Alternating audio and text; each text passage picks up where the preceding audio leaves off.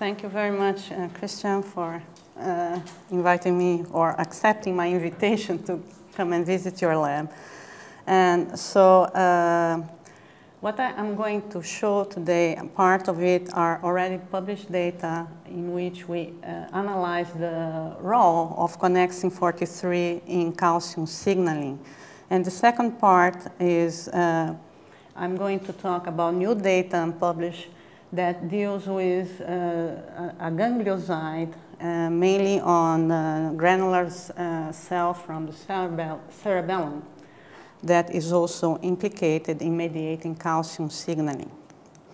So as you may know, purinergic receptors are P2 receptors that come in two flavors. They can be metabotropic receptors that are coupled to G proteins, and they are 7 transmembrane domain proteins. And there are also the ionotropic P2X receptors that are 2 transmembrane domains, and those are involving responses to produce ion currents when stimulated by ATP. So glial cells express basically almost all the P2I receptors and some of the P2X receptors. So it has been known for quite a long time from Pascos Rakishi's lab that neuronal migration, during the migration of the neurons during development, there is this spontaneous calcium oscillations. And their study indicated that this frequency of oscillations were correlated with the frequency to which the cell migrate during the brain development. So we wanted to know whether what was mediating these calcium oscillations. And for that, we use an in vitro model of cell development or neurosystem. We use neural stem cells from E14 mouse brain. And those cells then, when plated in culture, they can differentiate into 3 main classes of neural cells: astrocytes, oligodendrocytes, and neurons. And if you load these cells with a calcium indicator, what you see is this spontaneous calcium activity without any external stimulation, right? So, and then we evaluate using specific markers for these different cell types, which cells were producing these calcium oscillations. And the astrocyte progenitors marked with CD44S display very prominent calcium oscillations. And the A2B5 population of cells that can give rise to oligodendrocytes, also to neurons, display more smaller variation in calcium oscillations. So these were all spontaneous activity. So we wanted to know how could this spontaneous calcium activity could be generated. And we hypothesized that the cells could respond to ATP and that there was an autonomous and autologous kind of feedback mechanism in which cells could release ATP. And if you apply aparase, an enzyme that degrades ATP, we could see a reduction on this spontaneous calcium oscillation. So this is just illustrating glial cells that were recorded from, and when you apply aparase, there is a reduction. So this shows that there is probably a release of ATP from these progenitors that stimulate themselves or nearby cells. And later on, we showed that these glial cells express vesicles that contains ATP, and they can release this in a calcium-dependent manner. So they have the machinery to undergo a regulated exocytosis. And this was published in 2007 in GLIA. And here I'm just illustrating that besides evoked response of the release of these ATP-containing vesicles, if you record from the cells, you can see that there is spontaneous disappearance of these loaded cells, of these loaded vesicles, indicated by here. So this suggested that the cells release ATP spontaneously, and this ATP can then induce these calcium oscillations in the cells. So because connexin43 was supposed to be involved, that has been proposed to be involved in the transmission of calcium signaling between cells, we decided to study the role of connexin43 during brain development. It was kind of a surprise that when we first look at the connexin43 null brain, there was not a big change in the morphology of these cells, and not even in the lamination of that cortical layers.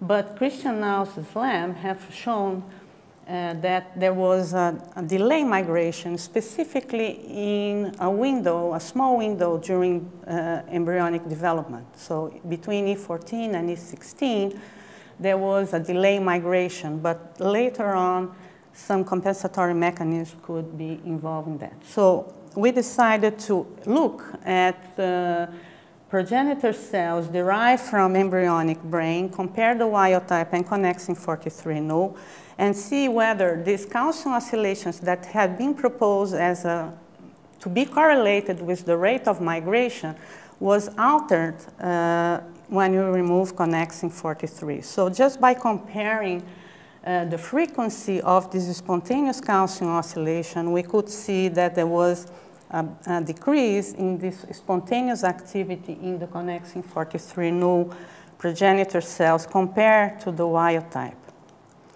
And this was due to a different expression, or functional expression, of purinergic receptors in these two cell types. So in the wild type, you could see a complete response, substantial increase in calcium mobilized by an agonist of the P2Y1 receptor that was not present or very minor in the connexin43 null. And if we measure the rate of migration of wild-type progenitor cells over 3 days, we could see that the wild-type migrated at faster rates than the knockout cell. And if we block the P2Y1 receptor of the wild-type with suramine or with a specific antagonist of this P2Y1 receptor, we could also block the rate of migration of these wild-type cells to the same level at the connexin43 null. And if we overexpress the P2Y1 receptor on the connexin43 null progenitor cells, we could not only rescue the frequency of oscillations higher, similar to what we've seen in the wild-type cells, but we could also rescue their rate of migration. So suggesting that somehow in the connexin43 null, there was an impaired function of the P2Y1 receptor that modulated, that was involved in the frequency of these calcium oscillations that is correlated with the rate of migration.